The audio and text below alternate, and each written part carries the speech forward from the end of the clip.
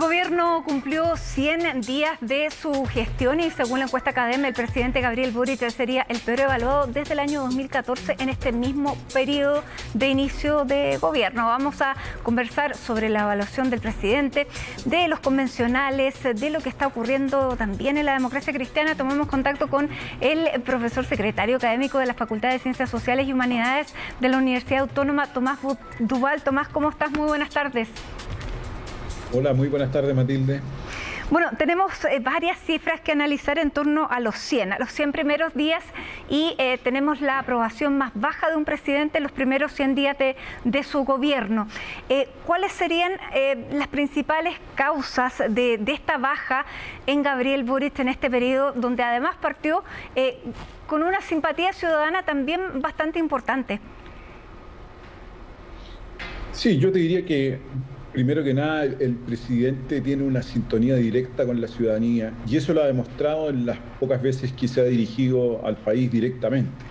Yo creo que ahí hay un punto esencial que el gobierno debiera tomar en cuenta para su acción política.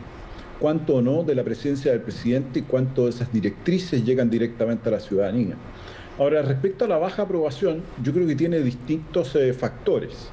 El primero más evidente es que naturalmente este gobierno ha carecido de lo que conocíamos como una luna de miel. Esto ya no existió para este gobierno y me parece que eso es elemental. Ahora, ¿por qué no existió aquello?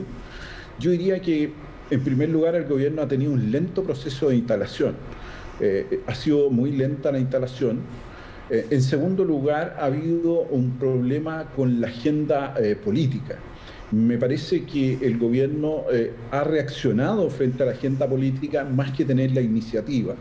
Y desde ese punto de vista, entonces, un gobierno que comienza su periodo sin claridad respecto a una agenda política específica, creo que lo ha dificultado todavía más. Bueno, el mismo, claro, ministro Jackson decía ayer en una entrevista con el Diario Financiero que claramente el diseño que él tenía no era el mismo con el que se encontró y ahí no hubo una capacidad rápida de reacción. Claro, eso requiere planificación. Yo creo que aquí hubo un largo periodo desde que el presidente electo fue electo, desde diciembre del 2021 hasta marzo, donde hubo que haber trabajado en una agenda muy concreta, muy precisa, sobre todo en estos primeros meses, sabiendo además que había un proceso constitucional con una convención en pleno funcionamiento y con plazos ya establecidos. Yo creo que ahí faltó una planificación política adecuada. Y eso afectó directamente al gobierno. Piensa que se encontró en la primera gran votación sobre el retiro y hubo todo un problema político en esta votación por un nuevo 10%, ¿no es cierto? Falta de coordinación, etcétera, que se demostró en ese momento. Bueno, y ahí nos vamos a uno de los ministros principales, que es el mismo Giorgio Jackson, que en esta misma entrevista decía, yo no estoy para caerle bien a nadie, pero él está para articular algo que pareciera no haber logrado. Sí, yo creo que ningún gobierno puede, o sea, ningún ministro puede estar para caerle bien a todo el mundo. Ojalá le caiga bien a todo el mundo, eso también ayuda. Pero independiente de eso, me parece que el ministro no ha desplegado una agenda en el Congreso. Y esa agenda en el Congreso, como al no estar desplegada, deja vacíos. Y al mismo tiempo se ha encontrado con que él tiene que articular un gobierno que tiene dos coaliciones. Cuestión que es una novedad, si se quiere, y una dificultad. Yo creo que ahí ha habido una dificultad estratégica de parte del propio ministro Jackson. Donde además una de las coaliciones ha sido especialmente dura con él, sobre todo los senadores del Partido Socialista, que lo veíamos la semana pasada en la sala, fueron muy duros con el ministro, lo acusaban de haberse dedicado más a la convención, de haber destruido las instituciones. ¿Faltó ahí una respuesta? A ver, es que el tema de fondo es que en la aprobación de este nuevo estado de emergencia, la coalición Apruebo Dignidad, donde está el Frente Amplio del Partido Comunista, no apoyó al gobierno, no dio todos los votos necesarios para aprobarlo, lo cual es un problema político, si uno lo proyecta, es un problema político porque no apoyaron una medida de su propio gobierno. Y esta fue dada por los votos de la oposición. Y yo creo que ahí se encontró con una dificultad que este gobierno todavía dentro de sus propias fuerzas políticas que lo apoyan, le ha faltado decisión para saber que las acciones o inacciones del gobierno no solamente afectan al gobierno, sino que a las fuerzas políticas que lo apoyan. Pero también debo reconocer que en el Senado sí hay una crítica producto de lo ocurrido, la propuesta constitucional que lo elimina en el futuro. Yo creo que ahí hay una tensión política que va a estar vigente durante todo este periodo, si es que gana en la prueba, ¿no? Exactamente, y ahí analizábamos una de las figuras de este gabinete, que si bien no es la que acapara las mayores críticas, sí ha tenido voces bien disidentes en torno a su desempeño, pero tenemos, bueno, el desempeño de la ministra del Interior, que en el último tiempo se ha visto bastante contenida. Se nota la mano, entre comillas, de Analía Uriarte, de su jefa de gabinete, que es la ministra Siches, que si la agenda se desordenó, fue precisamente por esta visita a la Araucanía que hizo y que desencadenó bueno, una cantidad de temas respecto a la seguridad, respecto a la misma Araucanía, al Gualmapu, a la existencia de uno de presos políticos. ¿Cuánto ha influido una ministra que era una figura muy importante? Porque recordemos que Isquia Siches fue una de las también artífices de haberle permitido al presidente Boric a lograr la votación que votó, pero luego como ministra su desempeño ha sido bastante cuestionado. ¿Qué responsabilidad tiene la figura de la ministra del Interior en esta baja aprobación?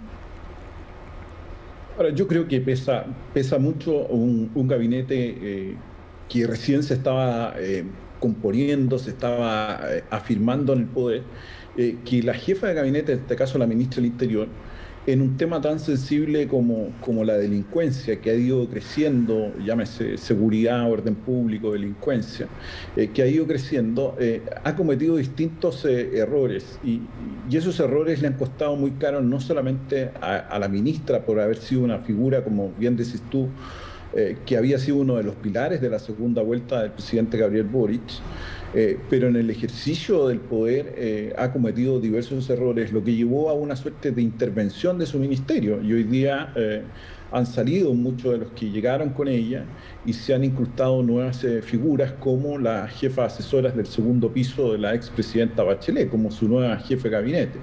Yo creo que la acción de la ministra Isquia Siches ha costado y ha tenido un costo alto para el gobierno, sobre todo en estas materias que la opinión pública hoy día las valora como algo muy importante en su agenda. Y yo creo que ahí les ha faltado, sin duda, no solamente una visión política, porque me parece que ahí partieron de un diagnóstico que puede haber estado errado, sino que también después no reaccionaron y hubo errores muy involuntarios de la ministra, como este famoso tema del avión después en la propia Cámara de Diputados. Y esta confianza de la ministra que tiene que tener entre el mismo gabinete, porque además es la jefa de gabinete, con la confianza que la ciudadanía tiene en ella como ministra del Interior, ¿se recupera? Es difícil, la confianza se pierde muy rápido y volver a tener esa confianza requiere de un tiempo. Entonces yo no sé si va a tener el tiempo necesario para poder recuperar esa confianza. Sin duda en las últimas acciones uno ha visto a la ministra un poquitito más empoderada, diría yo, en los temas, pero todavía muy sigilosa en sus apreciaciones. Pero en el fondo aquí también hay un tema de diseño del comité político, porque el comité político también era bastante mayoritario de una de las coaliciones de Apruebo Dignidad, y solo, diría yo, un representante, si podríamos decir así, del socialismo democrático, que era el ministro de Hacienda. Yo creo que ahí faltó un poquitito de equilibrio en ese comité político, porque es el órgano más decisorio frente al diseño del gobierno. Tomás, y durante los últimos días también el gobierno se vio involucrado en una crisis bastante evitable, que fue lo de las vacaciones escolares, donde la semana pasada el tirón de orejas fue del propio presidente a la ministra Ayarza, donde tomó una decisión que iba en contra, lo conversábamos recién con Ángela Rayman, que es la periodista que estaba reportando el caso.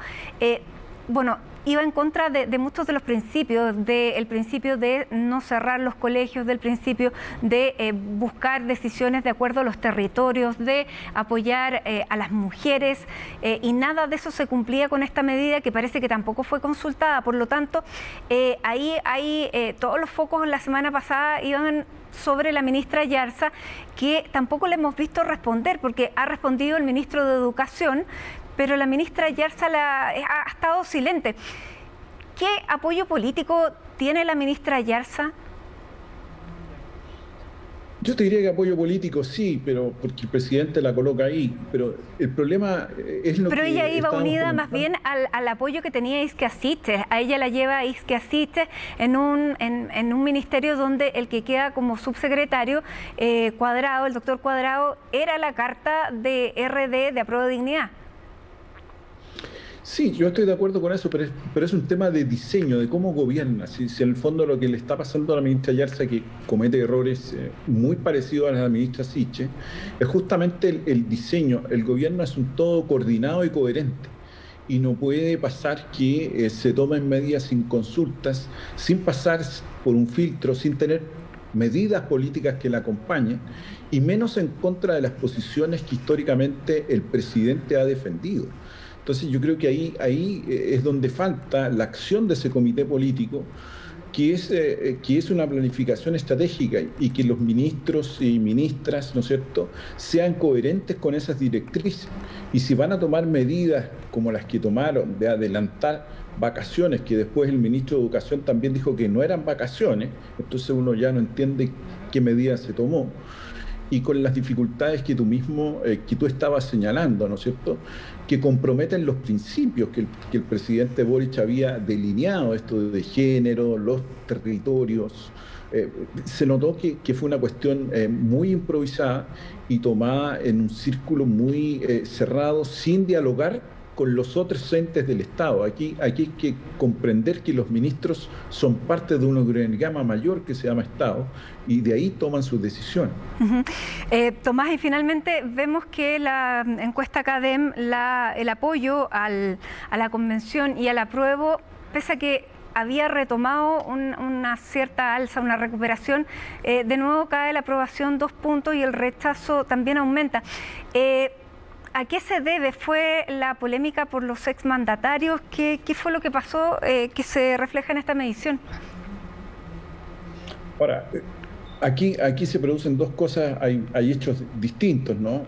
Me parece que uno de los puntos que puede haber influido es efectivamente esta inexplicable no invitación de la convención a los expresidentas y presidentas de Chile para que fueran al acto final del 4 de julio. Creo que ahí cometieron un error político de magnitud, porque si uno mira la misma encuesta, más del 60% de las personas creía que era necesario o miraban bien que los expresidentes estuvieran en ese acto. Entonces, me parece que esas cosas también, estos hechos puntuales siguen influyendo, estos errores de los convencionales, diría yo, siguen influyendo en que la opción rechazo se despegue ahora 9 puntos respecto de la prueba. Esto no está decidido, sí, pero hay una cierta relación. Ahora, lo que también deja un punto de reflexión es que cuando cae la aprobación al presidente Boric, también se produce un alza del rechazo y una baja del apruebo. Entonces pareciera haber ahí también un barómetro que habrá que mirar con mucha acuciosidad en lo que viene. Faltan todavía las campañas y falta todavía, ¿no es cierto?, muchas cosas por suceder, porque yo tengo la impresión de que esto se va a decidir en los 10 últimos días, muy al final, porque las personas han demostrado en los últimos tiempos que toman sus decisiones para entrar a votar al final de los periodos, más allá que el voto es obligatorio, pero indudablemente toman sus decisiones muy cercano al día de la elección. La DC entonces tiene tiempo para decidirse, porque todavía no... ¿Tú crees que es un error? La democracia cristiana está pasando por una crisis que ya no es nueva, viene desde hace un tiempo.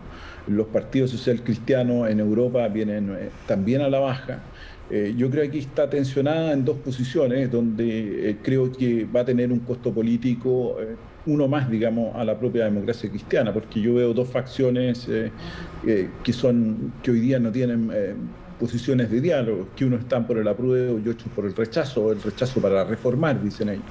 Sin duda que esa tensión va a tener un costo político para el partido.